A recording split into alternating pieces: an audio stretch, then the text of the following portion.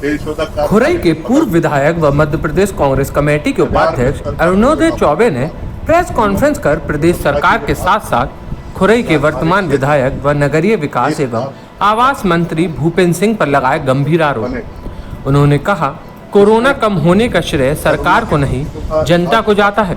यह बस श्रेय लूटने की होड़ में लगे हुए हैं। सरकार पूरी तरह से फेल हो चुकी है, क्योंकि इनके पास ना तो चिकित्सा सुविधाएं हैं और ना ही उन्होंने पहले से ऑक्सीजन की व्यवस्था की। साथ ही रेमडेसिविर इंजेक्शन की कालाबाजारी जमकर हुई। 1 लाख रुपए में बेचे गए नकली रेमडेसिविर इंजेक्शन।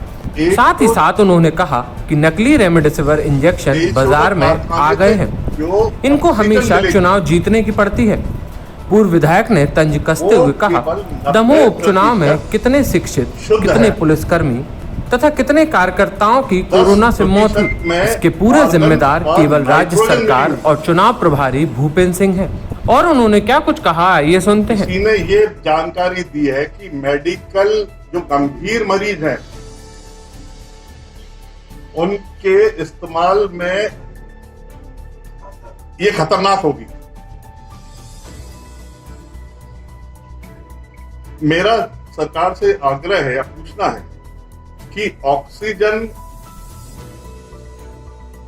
की क्या कोई टेस्टिंग हुई क्या उसके पहले, या ऑक्सीजन के लिए कहीं से इनने एनओसी लिया क्या? जैसा कि मुझे जानकारी मिली है कि 90% शुद्ध है। एक तो यह है। दूसरा, रिफाइनरी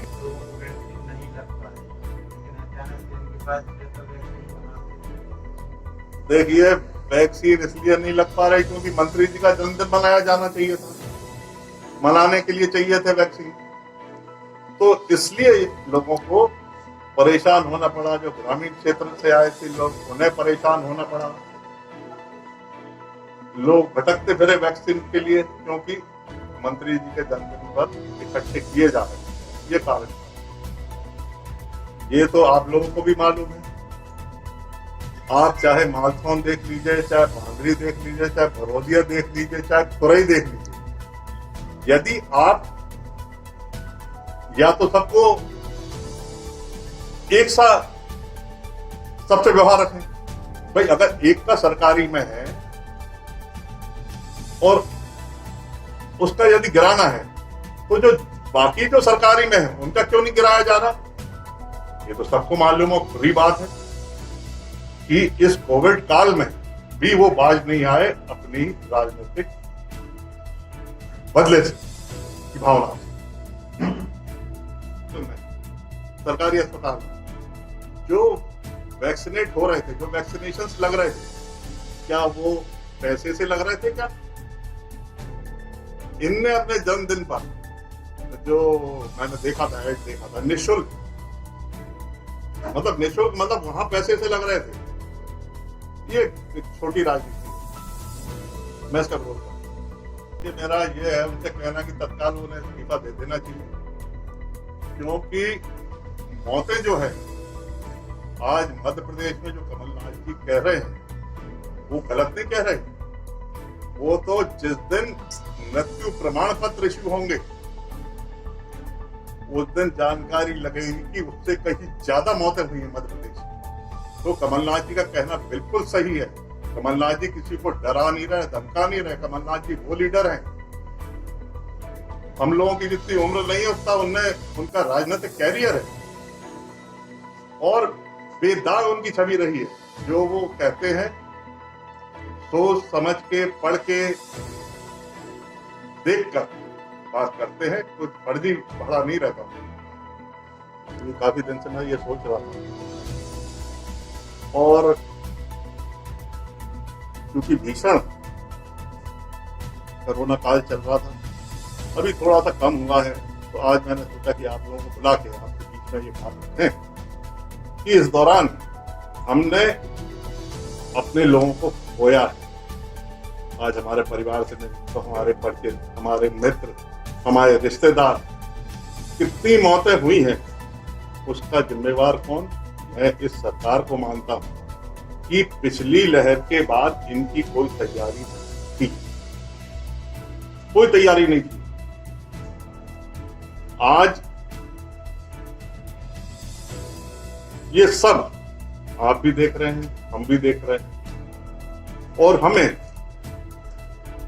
चूंकि ये बहुत ही गंभीर मामला है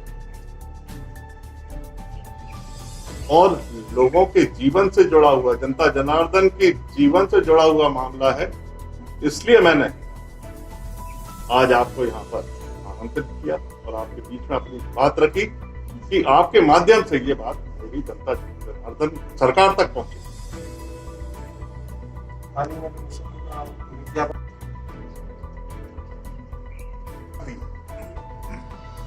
भाई आपका अस्पताल वहां लग के बना है, तो रिफाइनरी से हाइड्रोकार्बन गैस निकलती है जो आसपास के एरियाज को, आसपास के क्षेत्र को प्रभावित करती है।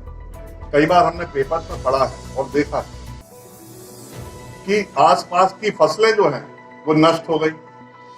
तो मेरा आपके माध्यम से ये पूछना है कि रिफाइनरी से लग के फेफड़ों का अस्पताल बनाना क्या उपयुक्त है,